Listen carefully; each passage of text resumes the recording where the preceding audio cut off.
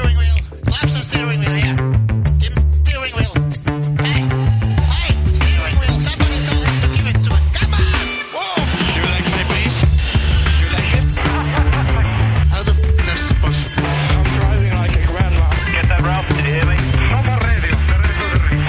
Ralph, acknowledge. Now, come on, close him down and kill him. We've got a lunatic on the track. Down that interstate. Boys and girls, your attention, please. Hello and welcome back inside the Part from A for podcast number 960. This is Todd. No, Todd, not now. A.K.A. Negative Camber. You know why I asked you here, right? You must convince the villagers that I'm harmless. That's exactly what I need you to do. Tonight, for your kind consideration, well, we're going to cover the news in the past week. That's what we do on non-race weekends. If we're doing that, though, of course, I've got to go all the way to the right coast of our nation, nestled near our nation's capital. You know her, you love her, the lovely, the redoubtable Grace, how you doing? Doing pretty good, Todd. How are you doing? I'm doing well. Thank you for asking, Grace. Well, you know, it's how we are. I saw that your team won last night, so I'm sure you're doing much better. Yeah, my team did beat the Lions last night. Yeah, they sure did. So, and for the millionth time, I was born and raised Kansas City, lifelong Chiefs fan, suffered for decades. So I'm not a bandwagon Chiefs fan. All right, just throwing that out there. I sat through Steve DeBerg. You didn't. That's right. No, yeah. So the part of the game I watched was good, but then went sure because your Steelers won. You were done for the day. That's right. Well, they were playing the Browns. They better have won. Like, come on. Right. Yeah. Very true. Yeah. Very true. Yeah. Oh, boy, well, there's some news this week, Grace, in the Formula One paddock as we head into the U.S. Grand Prix in Austin at the circuit. That's right. The circuit of the Americas. That's right. At COTA. And it sounds fancier when you say it that way. Circuit de America. Yeah. That's right. I like it. I think... like we're in Spain. It is. Nice. It's nice. That'd make Carlos happy. Right? That's right. So as we head into the weekend, what are we going to talk about in this podcast? Well, we're going to talk about things like this. If you're Andrea Stella, what explicit rule would you state for COTA? No swaps, first stint priority, or free fight after turn one? What's the least bad policy? That's one thing we're going to be talking about. Another thing that we're going to be talking about, does an unopposed presidency help or hurt the 2026 implementation of the new regulations and futures, right? We're going to be an unopened presidency was that funnier, is funny, especially who we're dealing with. And then, other things we're going to be talking. If Apple ends up winning the F1 contractor broadcast, who handles the casual fan onboarding that ESPN did so well, right? So we're going to be talking about that, these things, Craig, and even more. Craig and Tim, that's who's Craig and Tim, a guy named Tim at Apple. Yeah, that guy. Just a guy. Craig and Tim, they got it. They got it covered. He's doing Apple things. So, we're going to talk about those things and more. Let's start really at the sharp end because all of you want to know what Grace's thoughts on the McLaren situation. Look, McLaren clinched the Constructors title. We know that. Now we have Piastri v. Norris. Is this a straight fight? So McLaren sealed the 2025 Constructors Championship in Singapore. Russell won the race. Piastri and Norris gap is 22 points with 6 Grand Prix, 3 sprints left. Whew. It's getting tight. With the title wrapped, the Constructors is done, right? Now the driver fight is still alive, and the internal politics are louder than ever now that the team first objectives have been met, right? And post-Singapore, certainly online and social media, lots of debate about the Papaya rules and perceived favoritism for one driver over the other after lap one. That was a lot of the discussion, analysis pieces and done, and lots of words written about the situation, massive social media post threads, keep everything simmering all week that we of course, man. You know, we had a week. We have a week off. And we even had external voices like Gunther Steiner, The Steiner weighing in, urging McLaren to back the points leader, right? So Wait, he's now an external voice? I don't know that he quite counts as an external voice. Maybe. Well, he jumped ship to MotoGP. Yeah, give it a year and they'll all be the same voice. It'll be fine. Right. So why does it all matter? Well, with the constructors' pressure gone, any team orders, I think the prevailing notion is constructors' championship's gone, Grace. Any team orders will either look political or be construed as favoritism, and the sporting and brand cost of picking a 1A is kind of higher now, in that sense. And so, as I was thinking of, go ahead. You want to weigh in on that? No, I was just thinking, of course it is. And, right? Yeah. That is part of the gamesmanship of radio communications that we all get to listen to, right? So, right. You always want to work it in your favor, right? It's just like anytime there's a foul, you always point to the other team, right? Like it can't possibly be your team's fault, right? You have to it's those guys, even if it was clearly your fault. We all know it was your fault, right? You always have to look like, I don't know. He just ran into my fist. I don't know what happened, right? Like, I don't know how we got here, right? So, right. Never your fault. I was thinking, Grace, it's just the pushback and pitfalls of this whole situation is really, the assumption one might make is, just let them race. And while that sounds great, it probably would be great until it costs you a driver's title via the two, Oscar and Lando crashing into each other, allowing Max to slip through, and or maybe they have some strategy implosions, they've done in the past. So, and then Max slips through and takes the driver's title. So that whole let them race thing sounds great on the surface, right?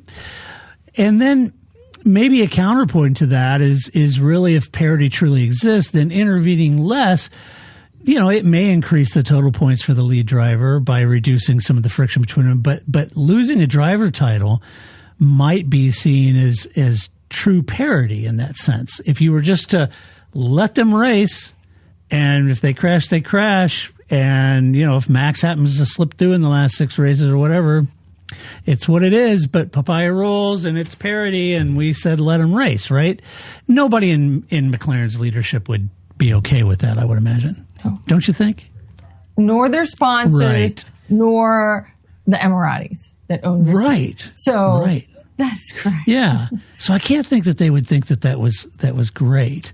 No. And then I was thinking, Grace, maybe are we overweighting maybe a couple messy weekends for McLaren, and maybe underweighting an entire season of data that's showing, Lando and Oscar, both sides have benefited, and it kind of is what it is. And maybe still managing some Papaya rules as it goes out makes sense. Maybe they just had a couple messy weekends, and it's drawn them closer, but the reality is they need to manage it all the way to the end. I don't know. What do you think? Of course you have to manage it all the way to the end. So, so there's sort of the two perspectives, right? So Formula One is a team sport. So the sport always kind of is weighed in the favor of the team, even when the Constructors' Championship has already been locked up, right? However, as fans, we put weight on the drivers, right? And of course the drivers put weight on themselves, right? Because you always have to manage your narrative, right? And so Oscar, of course, is going to be like, oh, I see how it is. Nobody values me. He has to say that. He may believe that in his heart of hearts, but he also has to say that out loud on the radio so we all hear it, because he has to promote himself, because he's only as good to this team or any other team as his last win, right? How you perform in your last race, that's what everybody remembers. So why are we talking about this? Because Oscar said out loud, what? That's not fair. And so now we're talking about it, right? He has to say that, right? Because he has to manage his own narrative as well as the team. But what they favor is always from a team's perspective. So you can, but the team isn't going to say, oh, at race 12, we let Lando around. So now here at race 16, we're going to let Oscar around. No, it's always from their perspective. And that changes with every race. Does that make sense? Like, it is what benefits. You think of it like if you have multiple children, it's what benefits the family. The kids may be like, this is unfair. And you're like, too bad. I've got to drive 7 kids to 6 different soccer games. The youngest one gets the shaft, right? Like you can't you can't think about it from that individual driver perspective. It is always from the team perspective, and that changes constantly. It's not a like tick mark tally, like we gave it to Oscar, now we give it to Lando. We gave it to Lando, now we give it to Oscar. That's not how that kind of fairness is going to work in this sport. But of course, we as fans really want the drivers, right? And that's really what people pay attention to. And I still find that when I talk to people about Formula One, they're like, what's this business with the Constructors Championship? What's that all about, right? Because in other sports, you don't have this sense of like, in basketball, there isn't a team. I mean, there's an MVP, but that's not the same as like a Constructors Championship and a Drivers Championship. And that's before we even have to talk about the difference between a manufacturer and a constructor, which is also a very weird concept to people. So, but I think that people are sort of like, why do I care about this? But it's where the money comes from the Constructors Championship. So that's what's most important to the team. And however, there's so much clout that comes to winning the Drivers' Championship because that's what people remember, right? And that's what the sponsors really want to tout. The sponsors don't want to be like, I'm Ollie Otts and I support McLaren, who won the Constructors' Championship this year. No, they want to be like, oh, Oscar, I supported Oscar, right? Like that's the better narrative. So those two things are a rub. But in Formula One, the teams have to be concerned with the Constructors' Championship, but that doesn't mean that now we just say, well, we won that.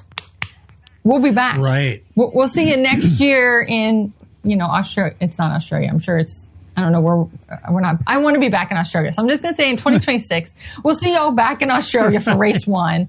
And we're just not going to pay attention to these last 6 races and these last 3 sprints. That's not the case. They still need one of their drivers to win, and they will have decided that. I just think that you have to manage it better. I mean, it is McLaren. I mean, if anybody's going to shoot themselves in their own foot, it is McLaren. I mean, right? Much like your earlier statement about Kansas City. Yep. I've been a fan of this team for some time. If somebody's going to screw them over, it is going to be themselves. Yeah, right. So, and that seems to have persisted from Ron Dennis into Zach Brown. I don't know why that is. It's like Ferrari, right? It's their ethos. I don't know. Right. But I mean, I think that my advice would be look to Mercedes with Nico and Lewis, right? You really have to think about how you're going to manage these 2 drivers now, what your strategies are going to be, what that's going to look like to other people, and what the drivers are going to say out loud, because they are going to manage their narrative. And if Oscar feels like he's being slighted, or if Lando feels like he's being slighted, they're going to tell us, because the last thing they want is their next contract to be affected because, oh, you're soft. Yeah. You just let your teammate past you, or you don't have the dog in you, or whatever other phrases people come up with, to manage that narrative on behalf of the driver. So it's not. Maybe McLaren need to do a better job of communicating it to their drivers and to the public, but they have. I felt like certainly the whole Papaya rules thing was really, from a team perspective or a company perspective, you're mitigating risk, right? So your rule sets are set out to achieve really what you're trying to do. The short term is the Constructors Championship. That's what they're going for from race 1. And then you shift that to a driver title fight, which is arguably appropriate now. Right. But how you do that is a very delicate situation. And Paul and I talked about it in one of the race reviews many races ago, like even before summer break, I think. And, I said, this is either going to be, a genius effort by McLaren to manage the, quote, Papaya rules effectively, or it's yet another fanciful attempt like Toto tried with Nico and Lewis, and Ferrari tried, and McLaren tried with Senna and Prost, and it's been done for decades, and you can't manage it. Eventually somebody's elbows gets out and someone gets the bit between their teeth and goes for the championship. So it will be interesting. I kind of think Coda will be interesting, in the Sprint and Grand Prix, if there's any explicit radio statements like, no switching places, or no, hold position, or, those kind of radio messages will be very intriguing to see how people react to those.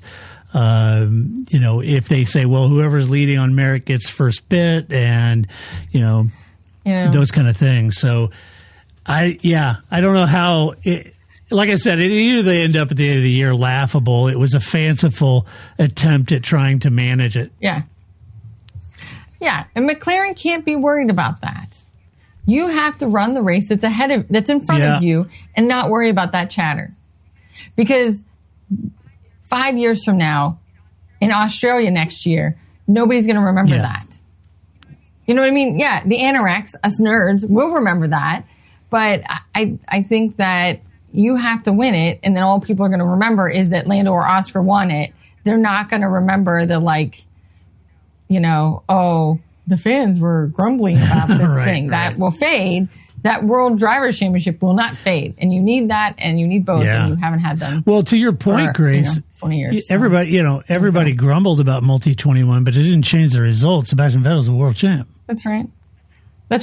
And it's just, anorak meme worthy. But yeah. And I think the worst part is they should have never called it Papaya rules out loud. I know. Like, that is really what made it stick. Like, if it was just team orders, we'd all be like, Formula One, team orders. Yeah. Right? They branded it. It would have been like the Weber Vettel video, picture of I don't know. Yeah. I guess we're friends now, right? That would have been it. Yeah. But because it's called Papaya rules, which you did, you named it that. You branded it.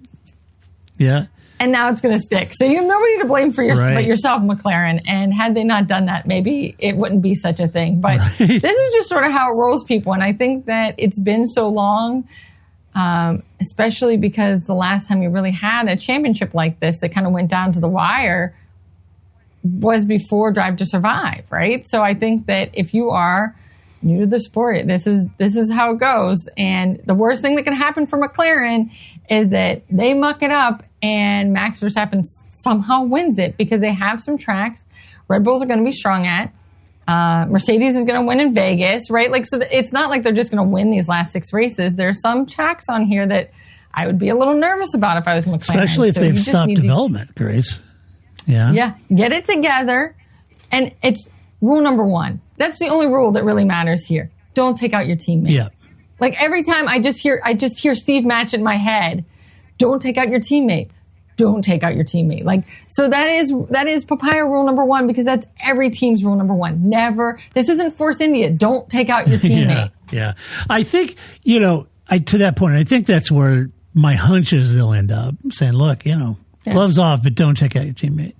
That's just a big no-no. I don't see how they get to the end of this season without one of the drivers being pissed off. I mean, it's inevitable. Somebody's not going to win It's inevitable. Somebody's going to be upset, one of them. And you say, well, we have 2 number 1 drivers. We really want to train the drivers to be the best driver line up the grid. And so we want to do it in a way that both of them at the end of the season can feel confident that we didn't prioritize one or the other, that they both had an equal shot and blah, blah, blah. Doesn't matter, because there's been enough stuff that happened this year that one of them, whoever doesn't win, is going to feel like they were put upon. And I don't see any way coming out of that. And it could cost you one of them, right? Yeah. That's always the case. And so that's why you want to manage it early, manage it often. But, there is some benefit to that, like Michael Schumacher, Rubens Barrichello setup, right? Like Max Verstappen and whoever's in the second car, right? There's something to that, because we don't have to have this discussion at Red Bull, right? That we know who's in charge here, and we know we're all just feeding that machine. Yeah. And so, and Ferrari took a hell of a lot of incoming over that, about Schumacher and Barrichello. Oh, for sure. Yeah. For sure. People hate They hated it. They hate team orders. This is terrible. And then it was banned, and then it was unbanned, and, all that stuff back in Ferrari. And my point then is okay, well, Rubens is awesome, but he's not Schumacher. And clearly Schumacher's the priority. He's one of, if not the GOATs. And so from that perspective, Ferrari said, we're just not going to have a bunch of muckety-muck about it. It is what it is. Michael's number 1, period. Yeah. And they just eliminated all the kerfuffle.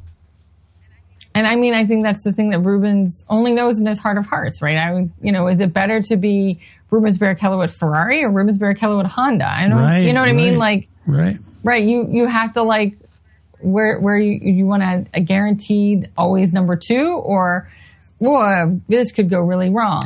Right. And Rubens won races at Ferrari, won several races, and, did really well at Ferrari as a number 2. versus being at a smaller team where he didn't win anything. But he was a number one. But is being number one in a 10th place car better than being a number two in a second place car? Yeah. And there's more to it. I mean, I think that, people winning races in Formula One is a real rare thing, unless you're in that dominant car. There are, it's always surprising to me, like how long they have to go before they've won a race, and that people, that Alonso's talking about, like, I'm just here to support this team and I want this team to be successful. Yeah. He may never get another world championship. Right. Should he have? Yes. But boy, those cards really just didn't fall in his favor. I don't think that's a phrase, but it just didn't pan out for him after he left Renault. No, he it's just true. Really got the short end of a lot of teams. He did. And you take a guy like Nico Hülkenberg's, his entire F1 career never won a race, and he only just made it to the podium recently. Yeah. So I think that you have to be. It's true in all sports that you have to look more than just wins and losses, but to really understand the sport and really understand what's going on. But I know people get mad at coaches when the team wins, but it's only because they played poorly, but the other team played more poorly. I feel like that's what the Chiefs had done with all their wins this year. Well, so you know what I mean? So the coach is going to be like, no, I'm mad. My team didn't play well. And then the fans are like, but we won. Yeah. Right. And so that you're going to get some of that too, that there are people that just want that kind of parity, but you're never going to get that in racing. There's way too much involved. Sponsors are watching, and McLaren has to have decided if it's going to be Lando and Oscar, and they've had to have set that rule a long time ago, how it's going to be. But don't take out your teammate. That's it. Rule number one. Rule number one. Maybe the only rule as we had in the last few races, but that's it. And that's fine, but, don't take your teammate out.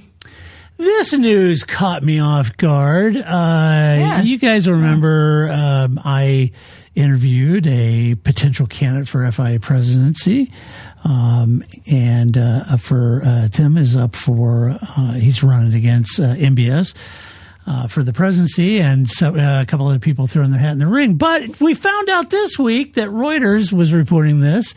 And other places, obviously, F1 news outlets were too, that the election rules and candidate list dynamics may leave Mohammed bin Sulayem without a viable challenger for the December 12th vote this year.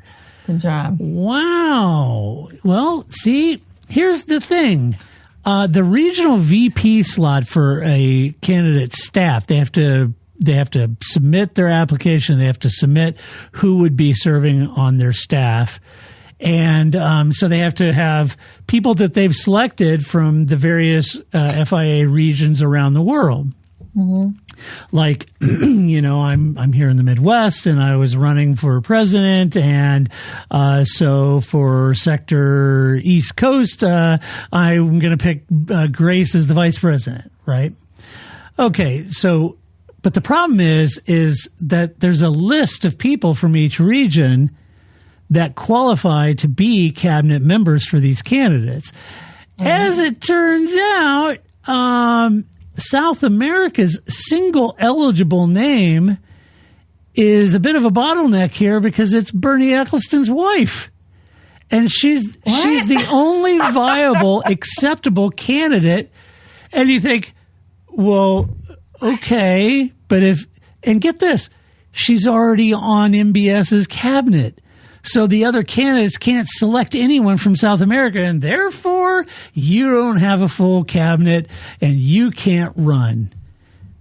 And the deadline for this full slate is October 25th. And a lot of the would-be candidates haven't named their teams yet because they can't pick anyone from South America. There's only one person that's eligible for selection, and she's already on MBS's cabinet. It's astounding. How did this even happen? Talk about this like a. You talk about a. This is just. I can't even put into words how ridiculous this whole thing and how it's all manipulated to insulate and consolidate power. And what does the cabinet do exactly? I don't know. It's kind of like forming a government. They're running the single-seater. Yes, but we know what they're supposed to be Yeah. doing. Whether or not they do it, that's a different thing. But we do know what they're supposed to be doing. I just don't know what the cabinet. I never realized that really the president had a cabinet. I don't know what they do, but there we go. We all learned something. Unless you are all really into how the FIA presidency works. What an interesting Bernie Ecclestone. What an interesting, that man, I swear. Yeah, it's his wife. And NBS clearly consolidating his control over the election procedure to eliminate any real election this year per the FIA regulations that he himself had a hand in setting forth. He's not going to win on merit, but through regulatory fiat, basically. Is if this is allowed to proceed this way, where they have to bow out because they can't select Bernie's wife because she's already in NBS's cabinet.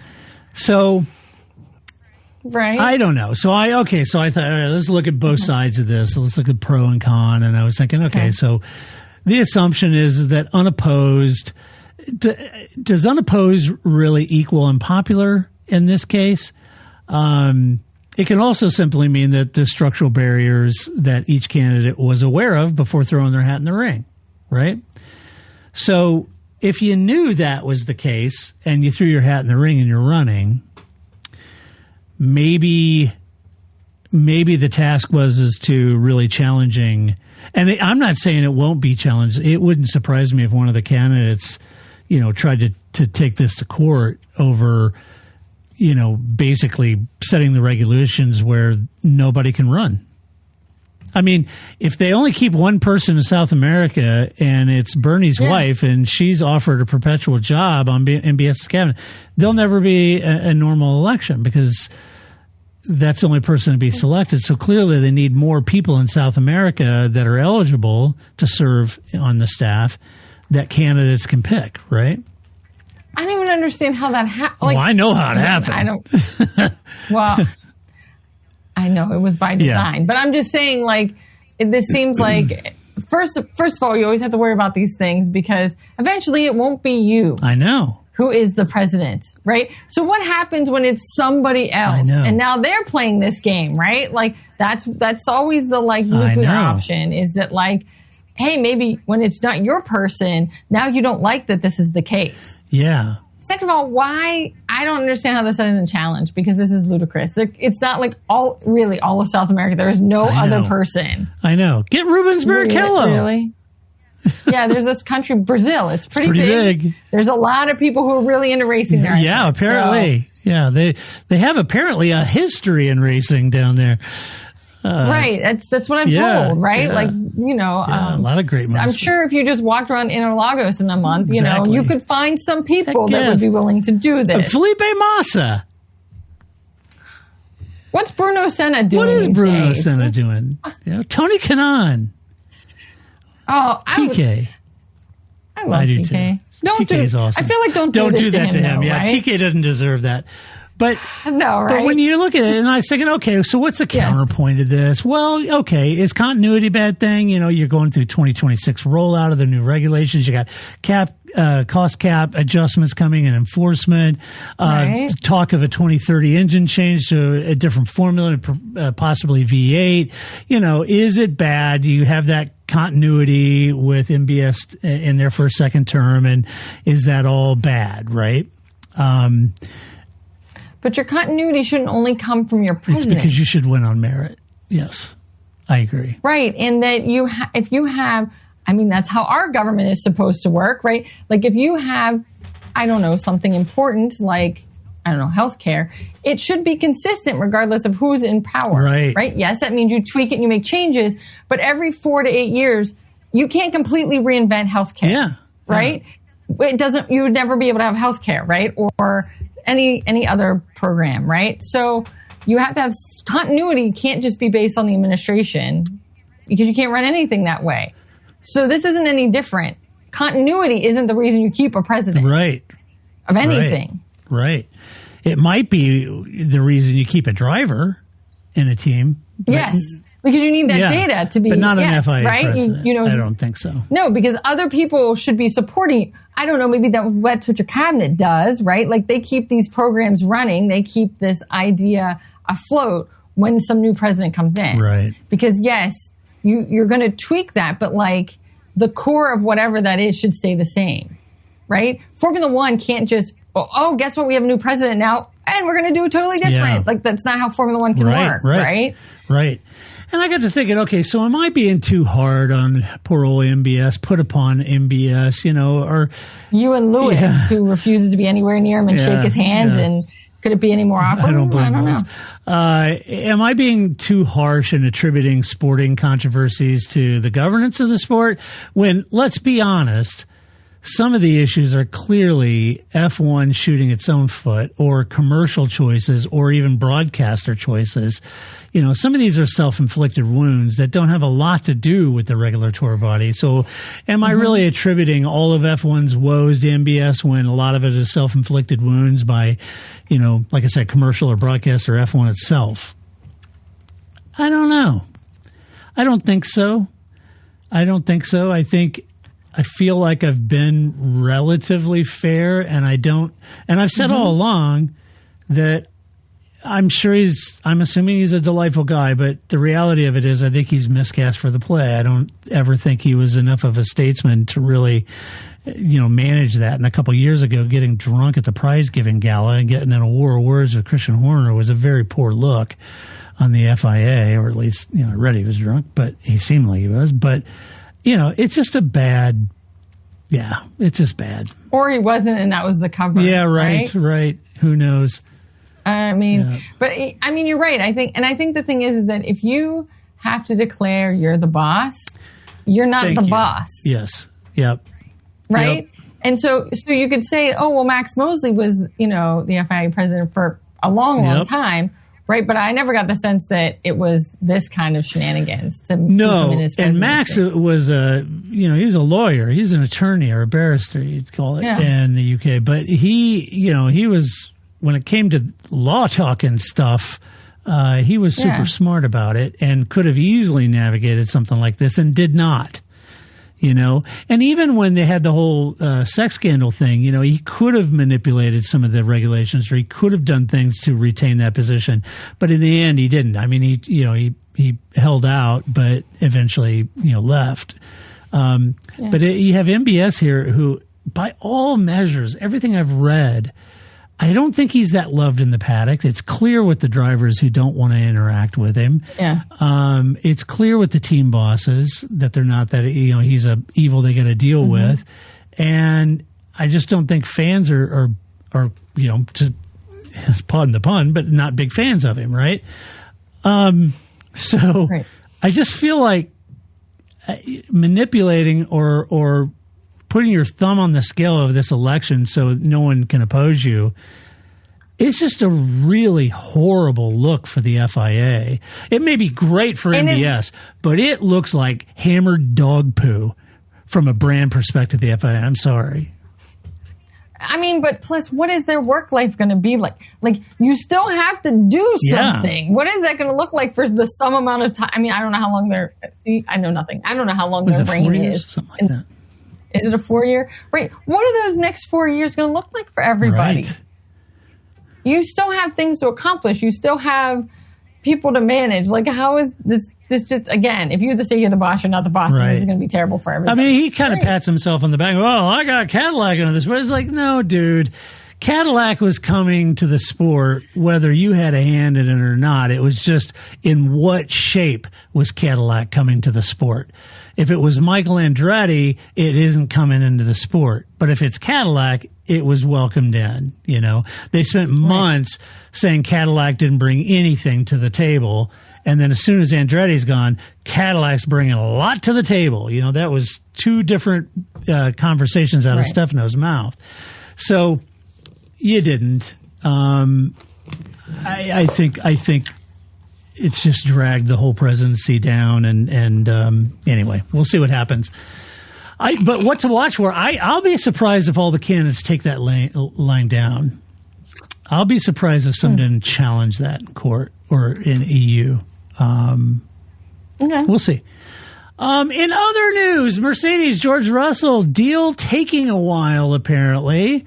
Lots of 2026 lineup noise over in the Mercedes camp. Total Wolf says, good things take a while. Da-dum, tsh. I've got a sound bite for that, Grace. There you go. There it is. Couldn't find it quick enough. Totally. So he said it takes a while as Russell's new deal isn't signed yet. Official F1 coverage echoes Mercedes expects to confirm Russell and Antonelli for 2026 very soon. And, George's Singapore win, well, that fuels a lot of conversation about the leverage he may have on getting a new deal. So the timing looks kind of tactical in a way. I got to think salary, media, and marketing obligations and 2026 positioning are likely the sticking points, not a raw seat security thing. I don't think that's the issue at play here for Russell. I agree. Yeah. I think it's all around. Well, it's always about money. I think it's about money and some of the details. All the other stuff that goes along with it, right? Like, it's not just like, Yeah, you're right. I agree. I think it's all the other little stuff that he's I think it probably is. And probably the length of the contract, right? So maybe Toto's throwing a 2-year and he wants a 3-year or something. Who knows? Or Toto's throwing a 1 and he wants a 2 or 3. Who knows? Well, if he's throwing a 1, that is definitely going to slow this down because there's no way George just wants a 1. No. No, my friend. And, fan speculation always starts to really spike and the conversations always really start to simmer and heat up whenever an announcement like this drags on. Then there's a lot of speculation that breeds into it, a lot of conspiracy that breeds into it, especially after big results. And there's several other silly season discussions going on now in the background. So a lot of people say, well, they haven't signed George yet because, now they're talking Leclerc to McLaren or even swap with Oscar, or they're talking Leclerc going to Mercedes, and these Leclerc's going to everywhere. I know, yeah. Apparently this week, You read social media or even some of the press. They've got him going everywhere. And then you got Max isn't totally. He stayed this year, but he could leave, and blah blah blah blah. And so there's all these behind doors discussions going on. I think Merck's 2026 driver clarity really kind of intersects with the presumed notion that their power unit could be the one to beat in 2026, and their chassis reset and redesign to get on top of what ailed them this year. I think maybe there's a bigger narrative there. If Russell extracts sort of a stronger status now, it shapes the car development focus, the pecking order with Antonelli. It kind of shapes that team going forward. And I think maybe that, going back, Grace, to my conversation about it's more than just the money, there's probably some consideration around, okay, he wants a lot of money. He wants a 2 or 3 year deal. He wants the pecking order. He's leading the team. We're going to develop this car around our team leader, those kind of things. Kimi's still, getting his sea legs as a rookie. He's only 19. But here's the challenge. After another year, Max is available. Do we want to go all in on this? Are we sure that George is our future champion on a 3-year deal when Max could be available in 1 or 2, or anyone else? Or, these are all conversations, and this isn't anything new. If you've been around Formula One a long time, you know that team bosses have to deal with this all the time, and Toto certainly is no stranger to this kind of thought. But that's kind of one of the things that I think they got to be thinking about. So as we look at just pushing back and some pitfalls, I was thinking just the assumption check is really, a late signature doesn't mean necessarily discord among the team. It could be sequencing, announce both drivers at once, or simply salary and term length negotiations, and you can't discount that maybe George has offers maybe from other teams that he's leveraging against his deal with Merck. It's hard to know, right? So as much as people accuse me of being some huge George Russell fanatic, and I'm not, but I've defended him pretty fiercely because I think he's driving incredibly well this season and should have been in that car 2 years prior than when they put him in that car. And I feel like, I'm not being a grand apologist for George, but I think just because the signature announcement's taking so long doesn't necessarily mean that there's discord, although I insinuate that Toto really struggles praising him. And we've seen that, you know. But maybe it's not all discord. I'm trying to give him benefit of the doubt. But if Antonelli is locked for 2026, then does that have any impact on Russell's internal leverage? And hear me out on this. He has to be worried about Kimi, because they're not going to back off of that, right? Like, Kimi's their guy. They've said that. Like, I don't know how much. I mean, Toto Wolff is. I mean, in the Drive to Survive, like, it's his son. We get it. It's like, you know, Jean Todt and Felipe Massa, right? Like, so he's not getting rid of Kimi. Right. So that really puts the pressure on George in a way that, and there's no reason why Kimi would leave Mercedes, right? So, I think that really does turn the screw with George, right? Yeah, that's exactly a part of it, Grace. That's what I was thinking. Is if Antonelli is locked in for 2026, does Russell's internal leverage actually decline post-announcement? Could Kimi's contract dilute George's position if people like Leclerc and Max and others are sniffing around, right? And of course they are. You got to think you they know what are. I mean? Like, that's just how right?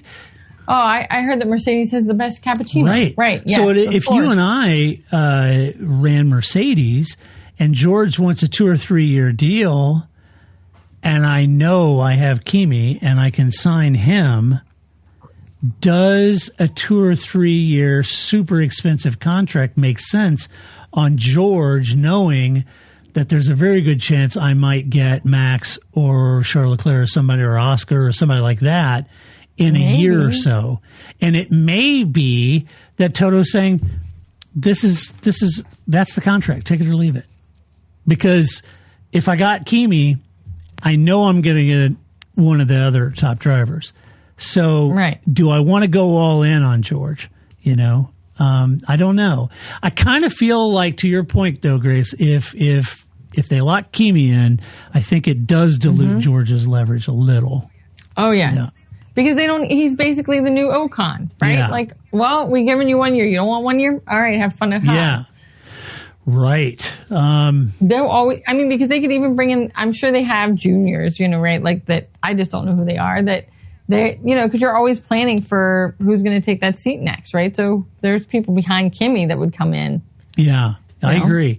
I mean, they don't need George as much as George needs them. I was reading some commentary in a thread about this, and, you know, people were, you know, saying, you know, about George and, you know, Singapore, and I guess, to paraphrase, I'm not quoting anyone, but to paraphrase it, you know, they were suggesting that maybe people are over-indexing one win in Singapore in a car track outlier scenario, you know.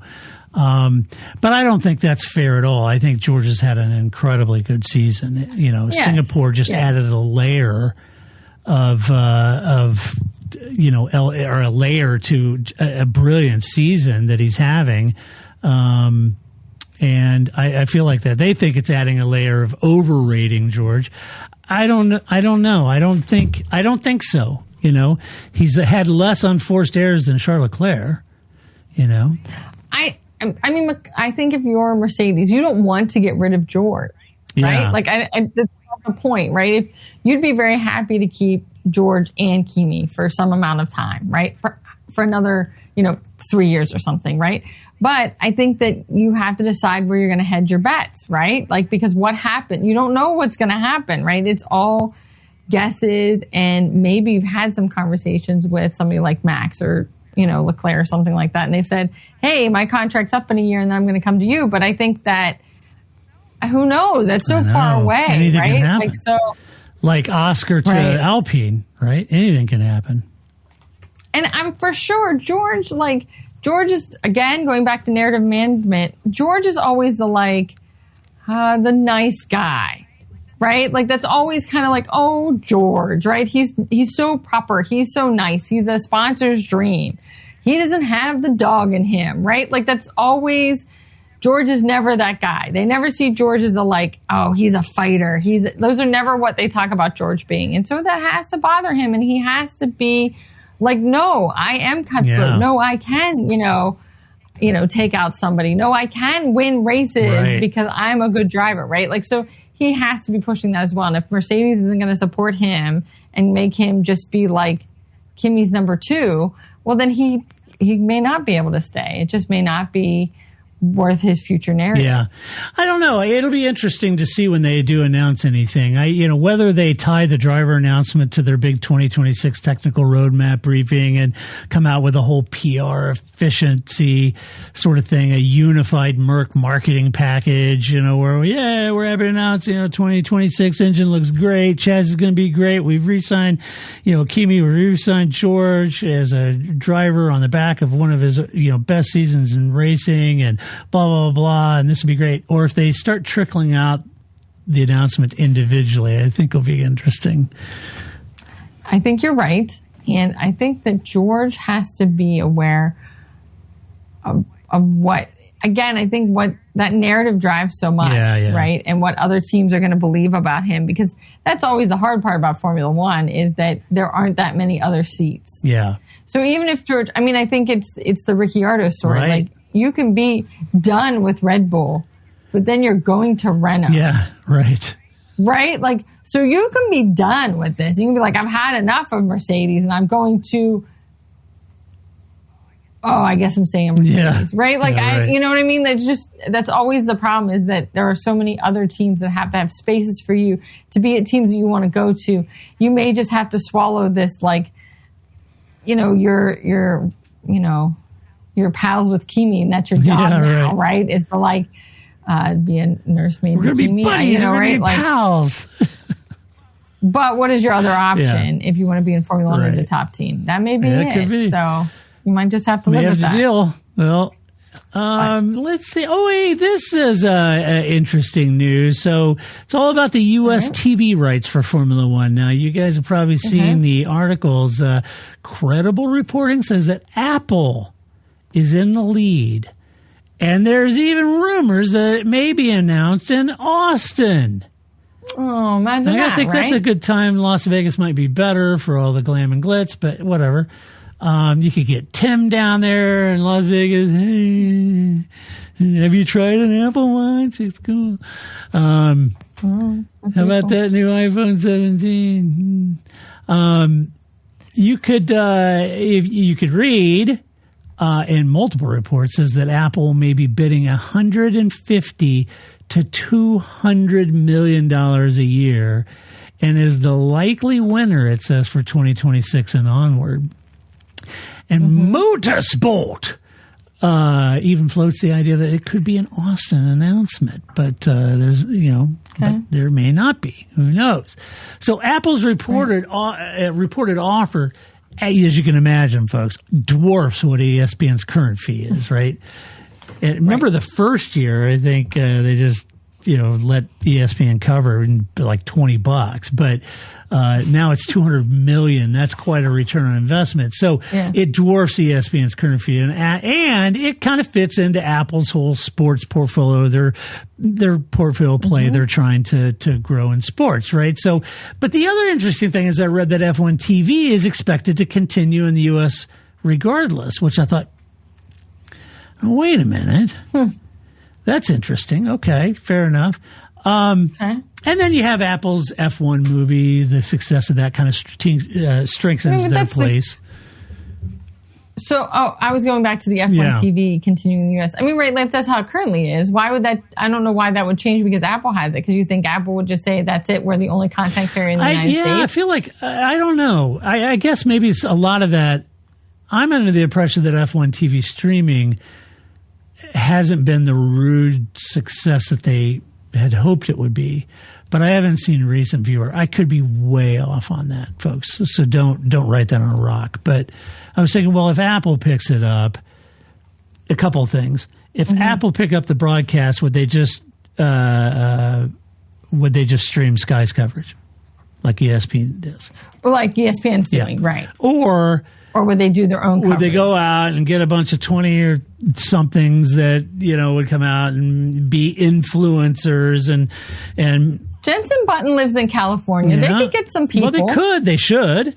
You can have influencers, TikTok influencers with iPads, talking about how exciting it is and all that.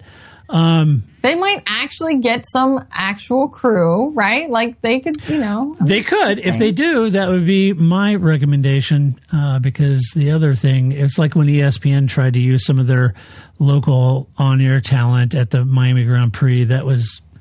Yeah. That was bad. It's different. I think it would be very hard to pull. So right, you look at somebody, somebody from ESPN, right? You do more than one sport, right? Like you kind of can be a generalist, right? Across sports, but auto racing is so different than stick and ball sports. I don't think you can just put a sports personality who is a generalist onto auto racing, right? Because I think it's such a different beast than basketball, baseball, football, something like that. Right. I don't think you can just find somebody who does coverage somewhere else and just put them on there. So I think that's where they would be mistaken. Yeah. And you really need somebody who is dedicated in some form of motorsports. Even if it was NASCAR, that's still going to be somebody, or, somebody coming out of, endurance racing. There are plenty of people who know how to do announcing and broadcasting and talk about auto racing. You need to get that talent. It can't just be somebody from stick and ball sports that you just carry over to your sport, auto sports coverage. Totally agree. It's just too different. It'd be like cricket. You can't just... Cricket is a different beast. You can't just put stick and ball people onto cricket because we don't understand cricket here in the United States. Totally agree. That would take somebody different to bring this audience to cricket. Yep.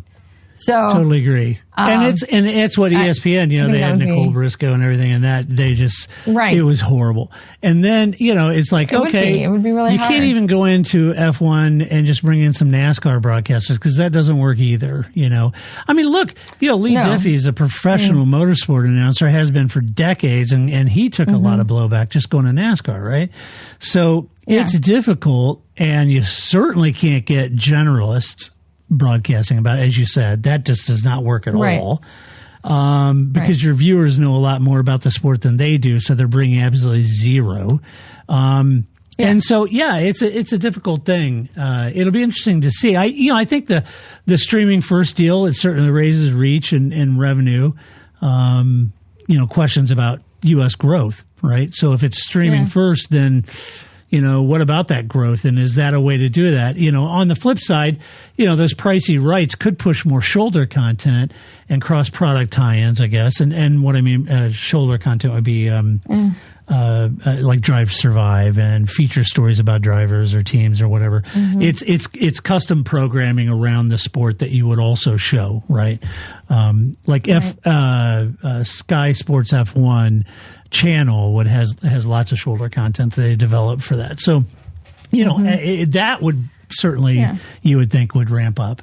Is the Apple deal done? No, not to my knowledge. But it's not done until it's announced, right? And contracts and negotiations can take weird turns. But I will say that ESPN's reach has helped U.S. fandom for sure.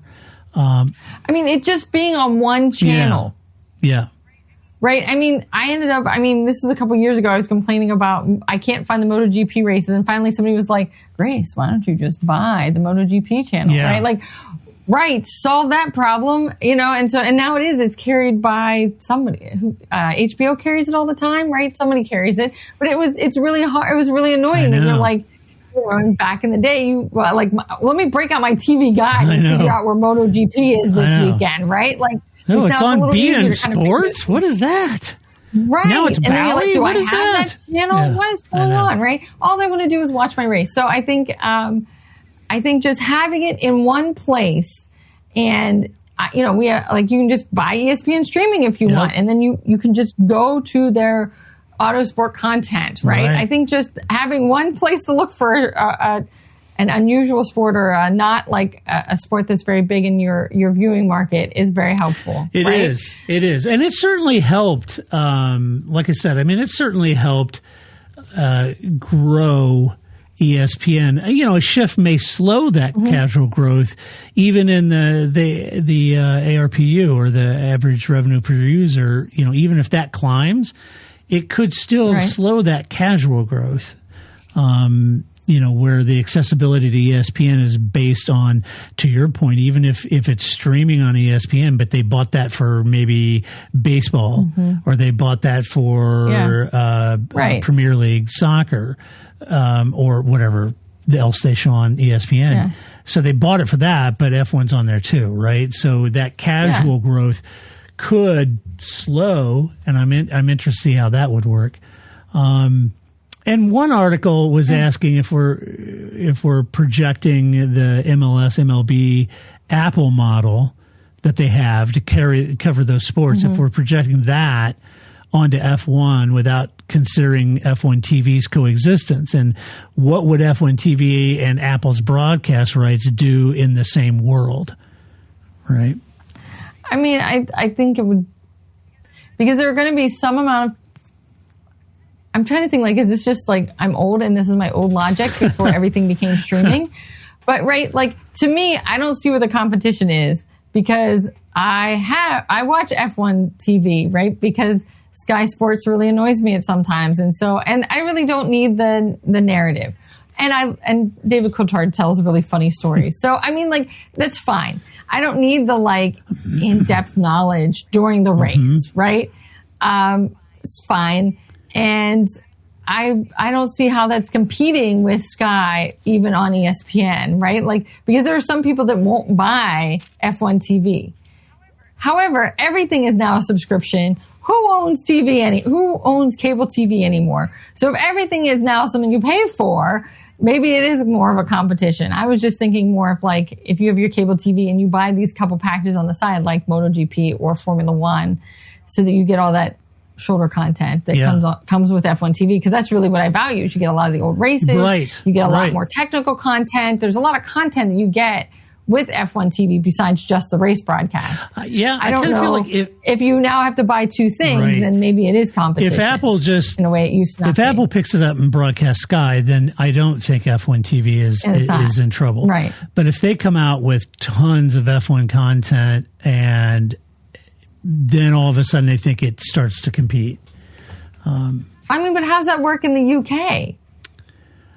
Right? They'll both exist there? Yeah, but they have Sky Sports F1 channel. It's a dedicated channel with all kinds of content. I don't know. I'd love to see what the streaming and subscribers are in the UK for F1 TV versus US. I don't know. Yeah. Right. Especially, and I think it would be more especially if Apple creates more better content, right? Whatever better is, however you define that. The F1 TV may be very nervous. Yeah, right? They could. Who knows? But for $150 to $200 million a year, I think F1 would be fine with that. Yeah. I mean, right. It's all dollars to them. I'm sure buy both services. Go and for it. A lot of that prize money comes from broadcast, right? So, yep. 90% of it, right? So sure, we'll have as many streaming channels as you want in the United States. So it'd be interesting. Kind of feel like if Apple did do that and they bundled some clever free windows, just the sprint races they showed for free or something to close the gap, Or MotoGP's done now that it's after so many hours it's free. Yeah, right. Because how else are you going to get people to watch your sport? If you want people in the United States or any market, right? If you want people to watch your sport, you have to make it free. And then they'll want to watch it even if it's delayed. So that's how you make some profit off of that. But what am I supposed to tell my friend? Yeah, watch this great MotoGP race you can't watch because it was on some obscure channel and I don't know. Right. Sorry, it was really great. Watch some clips on YouTube. Right. This next story I thought was kind of funny. I won't spend a lot of time on this, but Carlos Sainz calls out F1 broadcast for girlfriends and celebs focus. Carlos told Spanish radio that the world feed is overdoing reaction shots at the expense of on-track action. F1 defended the balanced race coverage with context shots. This followed the Singapore weekend with fans also, upset about it, missing passes on track while they're showing wags on TV, right? So I understand what they're saying. The F1's case was that audience data supports the mix. Drive to Survive era broadens narrative beyond just the cars.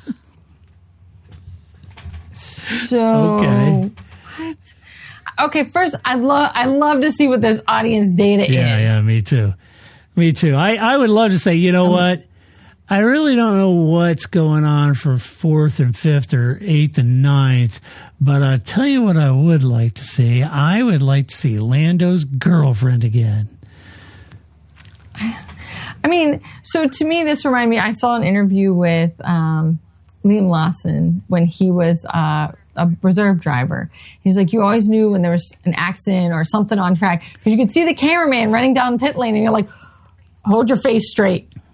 Don't react, right? Because everybody wants the total wolf like slamming his headphones down. And so you're just like, don't react. And so now you have other people, whether they're Lando's parents or somebody's significant others, like everybody's just like, don't react. Because now it's like a cut to their shot and it's not even interesting. I don't know. I don't think it's that interesting. I mean, MotoGP does it, but you see like, Mark Marquez's dad, who's a celebrity in his own right and has been going to every race for a long time. And like, they'll put the dad cam up but he's doing something interesting, right? Like he's reacting to this moment. He's not just like, right? I need more shots of I just Yoss. don't know why this is, that would be great. Yeah. That would be cinema. That would be absolute I don't cinema. need to see Carlos pass somebody for 13th. I want to see more Yoss. Yeah, I think there's really something, to this. It's not just like, oh, let's show some people, let's show celebrities, let's show there's going to be others. It's just like, because then they always have a look on their face of like, oh, because they just saw that they're on camera and they're just like, oh. I know. Like, please just go away, right? Like, I don't know why. But I feel like they did away with grid girls, and now they're just substituting them with wags. They're constantly showing wags. I'm just going to put this out here. Whoever the TV directors are, maybe, just maybe, people watch this for the racing. It's a novel idea. Maybe, just maybe, men are able to watch it even if you don't show women. I'm one. I don't need to see any of them. Right? Like, I don't know. I want to watch the cars. That's why I'm saying, like, what is this audience data? I don't know. That is saying, well, they like the mix. Do they? Why? I don't know. And especially, again, because if you just want to look at pretty people, there are plenty of channels for that, right? Like, you can go buy it's free on the internet, right? Like, I don't know why. If that's what you want to watch. Why? This isn't like old broadcast television. I don't know why we would need this. Let's just watch the racing. It's fine. And I'm fine with that. And again, it's super cute that you're like, oh, look, there's Lando's mom. Hey, Lando's mom. That's kind of cute. Fine. But there's stuff happening on the track that we're missing. Exactly. I don't need to see anybody's significant others, as much as they've been showing them. Because look, the whole U.S. celebrity infused product, that would be something Apple, you could see them doubling down on. It's like, hey, here's Fat Joe and here's Jay-Z and this is great, isn't it? And you're like, I want to watch the racing, but you can see Apple doing that. But look, if F1's telling the truth here, that their cohort, their demographic is just clamoring for more, people and whatever they called it. They had a term for it. Where was it? I'll find it, folks. Bear with me here. Drive Surviving broadens narratives behind the car. Context shots. F1 defended balancing race coverage with context shots. So if F1's telling the truth that their demographic, their biggest demographic right now, Formula One viewers, is much more interested in context shots, then maybe, here's an idea, then set up an experiment with a multi-feed presentation where one is telemetry heavy and all the racing, and the other one has all your other context shots, and then let the viewer choose, because I guarantee everybody will be watching the racing. Again, the context shots aren't interesting. MotoGP is a little heavy on the significant others right now, too. I don't know why this has suddenly become a thing. But again, it's like it's the girlfriend's like, oh my God, right? Yeah. Like there is something I'm watching here that is you're waiting for that reaction that they just don't do in Formula One because they know you're going to cut to them and they just look Yeah. like, I know. Rebecca Donaldson is a professional model. She's just like, I know. she knows what she's doing, right? She's not going to react. So I don't know why this is of interest, right? I don't either. Let's just watch Toto. Let's just go back to watching Toto. I'm waiting for him to slam his headphones I'd rather down. watch the team bosses and team personnel because you can get a feel for what they think is happening in the race, right? By their body right? language. Like but this seems to be back. It seems to be an arc back. Like we went to just like watching the racing, and sometimes you'd have fan shots. But again, sometimes the fans you want to see, like especially in like Japan, right, where they have like whole things, and you're like, wow, look at that fan is really a fan, and look at the whole thing they got going on. Crazy there. hats, But sometimes, right, like they go all out, the Japanese fans, and I just think that there's something there to see, or like you see, like look at all the orange fans. Oh, look, I'm going to say the Lando fans. Look at all those Lando fans, right? That's interesting to watch just regular people watching this, but I don't know why you're zooming in on people who clearly are uninterested in being zoomed in on. I agree. All right. Well, moving on. Shall we do some Alvin's Cats? Let's do some Alvin's Cats. We like to do that.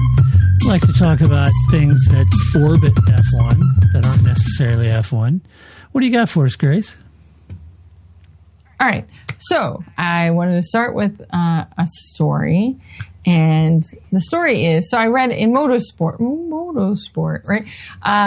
Motorsport, they were talking about how with Liberty Media, purchasing MotoGP as the commercial rights holder, that they want to separate factory teams from independent teams. So in Formula One, we pretend like everybody's the same, and we pretend that that Ferrari and Haas have the same chance of winning a race, right? We just pretend they're all the same. And so what MotoGP does is they're like, no, that's not the case, right? You have the factory teams, and they're a different category from the independent teams, right? So Ducati is different, and they provide bikes to VR46, and they're an independent team, right? They get their bikes from Ducati, but they're their own different team. Different than Gresini. Separation. Right. Correct, right? There's the separation between the factory teams and the independent teams. And I don't understand. So Liberty Media, if you're really thinking about this and there's somebody that listens to this podcast, why would you do this? Bring what MotoGP does into Formula One and stop pretending like we're all the same, because it's not true. I don't understand why you would want to get rid of that. There's just, again, we'll just have customer cars. We'll thank David Richards and we'll move forward. Why do we have to pretend like all of these 10 teams, soon to be 11 teams, are all the same? They're not. And I just don't see why this is an improvement to MotoGP to get rid of this distinction when it really is beneficial to those independent teams to be separate. Yeah, true. Because they are. True. Cool. It's cool. It's not a problem. Nobody has a problem with this. I don't know why. So I'm just saying, I don't know how serious you are about this, Liberty Media, but if this is just spaghetti you're throwing at the wall, let it fall to the ground. Let's never talk about it again unless you're going to move it into Formula One. Agreed. It's dumb. I just was like, I saw that and and especially now because you're like, was that from a real source? Right. Like, now I got so much Who more said research that? now. Like, Gunther? was that real? Right. Where did that come from? But I'm going to go with motorsports.com. It's pretty reputable. Yeah, so it is. But yeah, let's not do that. Let's just have customer cars already. Okay. So then, it's kind of hard when I'm not on the race weekends, just for the funny stuff. You and Paul do a much better job. Or Paul, who I'm now going to refer to as Not Todd, right? Like you and Not Todd do a great job. But the funny stuff I kind of miss out on because now it's removed from the race. But I think that we need to bring back some off-week awards, but solely based on radio messages, the sarcastic radio messages of Fernando Alonso. So I think we could have I cannot believe it. I cannot believe it. I mean, I cannot believe it award, which would be a great award for things that I can totally believe happened in Formula One. We could have a trophy for hero of the race, which would be sarcastically awarded to the person who does something less than heroic on the track, especially because it would most likely be Lance Stroll. There's a good chance of that. Right. Because I think my favorite trophy for hero of the race was when Lance Stroll was mad at Sebastian Vettel for pulling out in front of him in Monza, and then like 2 laps later, he did the same thing. Like that was great. You are the trophy for hero of the race, Lance Stroll. So that would be fun. And then Alonso's, if you speak to me every lap, I will disconnect the radio. That was great. I mean, Alonso was really just on fire. He was. In not a good way. He was really upset that he whole was a little night. chippy. Yeah, he was. And I just think that it was great. And they could have just played all of his radio. He already has so many great radios. So but in that one race was just all there. It was so good. I agree. And then I think the other thing that comes up with team radios is that we have not mentioned, your boys over at Team Lift and Coast. But they had quite the race in Singapore as well. And poor Charles Leclerc, I think if he could have told them, if you tell me to lift and coast one more time, I'm parking this car, I'm going to get out and I'm going to punch you in the face. I really got a strong sense of that. I know. I mean, it's been an ongoing thing for them. But, Lyco is not. It's not. And Lewis was not very happy about this either. And these last 6 races, I think, can't coast by fast enough for Ferrari. Season couldn't end quick enough for them. So, I mean, hopefully maybe Vegas will be cool enough that they won't have braking issues. But they might have floor issues or engine issues or who knows what other issues they invent require them to lift and coast. But I was just like, we were watching football and it was just like every time somebody said it was like lift and coast, lift and coast. Like this is now, the new battle cry in my house. Lift and coast. Good luck, Ferrari, because the Lyco life isn't really working out for you. I love it. Love it. Great. All right. You ready for no shit headlines? All Always. right. It's my favorite. I'm going to go through these. What time am I at? Okay, so I'll do this pretty quick. Here we go. Sorry, I really got into the Apple TV story. I know. I got all amped up about Apple. You never know. I know. All right. First one. Here we go. Christian Horner told perfect F1 job is available for him next year. There you go. What is that perfect job and who said it? Changing the ice bath water Ted for Kravitz. Sergio Perez. No, I think you should have to change Sergio Perez's ice bath water after the races. That would be the perfect job. No, Gunther Steiner said it, and he said that the perfect job for him is a pundit on TV. There you go. No, that requires him to be personable. I've never gotten the sense that Christian Horner is particularly I bet he is, but you got to get him out of his element. Yeah. Okay. That's my hunch. If this happened, he has to be on Jensen Button. Oh, that would be funny. He and JB would be great. I agree. There we go. Next one. F1 driver collapsed in the shower and was peeing red after a huge crash. Well, that's not great. Really? I read that. I was like, do I even want to click on that link? It was Esteban Ocon after a serious crash that he had. Oh, Esteban. But not in F1. No, I think it was F1, yeah. Was it Vegas or something? Never heard of. Oh, so I was like, not Singapore. No. I was like, didn't I watch that race? Did Did he wreck? Was I staring at Rebecca Donaldson and I didn't see Ocon wreck? I don't know. You were looking at too many wags. Yep. So that was a TMI. Let's see. Next up, Toto Wolff and Helmut Marko received prestigious award named after F1 legend. You think, wow, Toto and Helmut Marko? How did Helmut Marko get an award? That's amazing. It is named after an F1 legend? Yes, it was. Why? Because it was in Austria and it was named after Niki Lauda. That's why. So when it's like, what do these two people have together? When the pool is very small and it's in Austria, they hand out awards called the Nickies. There you go. Helmut Marko is... Do they really call them the Nickies? Yeah. Aww. Yeah. So you knew Helmut Marko because there's only 2 Austrians in the room there. So there you go. Is it a picture of a shit box? Because it should be of a red Parmalat hat is what it is. Or a shit box. Yeah. Either one, really. Let's see. Oh, and then finally, Christian Horner in stunning talks with Ferrari over Formula One comeback as axed Red Bull boss eyes immediate return to the grid after sacking 3 months ago. Well, number one, well played on the GEO and SEO there for domain authority. I appreciate that long-tailed headline there. That's really nice. Yeah. There you go. Now, a lot of people have asked me about this because they saw the same headlines. And Sunday had a person ask me about that. So what do you think about that? I thought he was looking for ownership. Yes, I think he is. And I think that's been conventional where he would like to come into Formula One. It's why you and I talked about going to Alpine made sense, because if Renault's bagging their Renault engine, what do they have left in there? Yeah. And they could just, turn over that team and he could have ownership in that team and get him back to the top, right? So that made more sense. Going to Ferrari, is he going to have a piece of ownership in Ferraris? No. That I don't ever see that happening. They're going to have a piece of him. They'll have a piece of him. Ownership. That's not the other way around. Ferrari, right? So that's not how it works. You can't say that. You can't say that. Oi, it's a shit box. I know. Now you got me going. I got to find it. It's a shit box. Yes.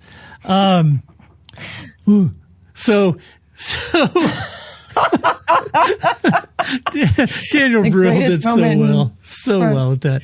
So anyway, but I could see this working, even though, and I would surmise that they might do some sort of thing, some sort of revenue share around the team, not ownership necessarily in Ferrari. I don't know that they would do that, but I could see them working a deal with him where he's got some serious upside. But I don't know. Would I welcome it as a Ferrari fan? Of course. I think he could turn it around. Yep. Can I go back to the Nickies for a second? Yeah. If there are only 5 people in Austria related to Formula One, why would you give 2 of them the award at the same time? I know. Yeah, spread this out. I'll be honest. I was a little upset they didn't nominate me. I'm just saying. Austrian tie. How many people do you have to choose from over there? I don't know. And I don't know. I just think spread it out. I could go to Austria and be there and, accept an award on behalf of the Parc Fermé just as easily as Helmut could for accept an award for his lifetime service to motorsport. I feel like podcasting since 2005, I've practically spent a lifetime serving motorsport. Yeah, for sure. Yeah. It feels that way. It does feel that way. Where's our thanks? None. Yes. Way to go. Well, that does it for this week. That's what we think. You can tell us what you think of all those riveting stories that we covered in this week. Yeah. You can do that by going to theparkforme.com. Share your opinion with decorum and civility. As always, a huge thank you to our Patreon supporters. We could not and would not do this podcast without you. Absolutely. Please share the podcast on all the socials and spread the word out there to help us. That would be a great help. If you like the podcast, give us a good rating on your favorite podcast player. That would be huge. And what would be also huge, since the patrons are lowering a little bit, it would be great if you ever considered supporting us. You could do that with Patreon. It would be awesome, and we'd be very grateful for your support, because we love doing this show and love bringing it to you, and we love talking about Formula One, but we wouldn't do it without all of you out there to listen. So we're incredibly grateful for your support. And we come back next week with a young man, smallest one of the bunch, mind you, Paul Charsley, whose team, not me, who happened to finish P2 That's right. at Petit Le Mans in the Valkyrie, the season best performance, final race of the IMSA season.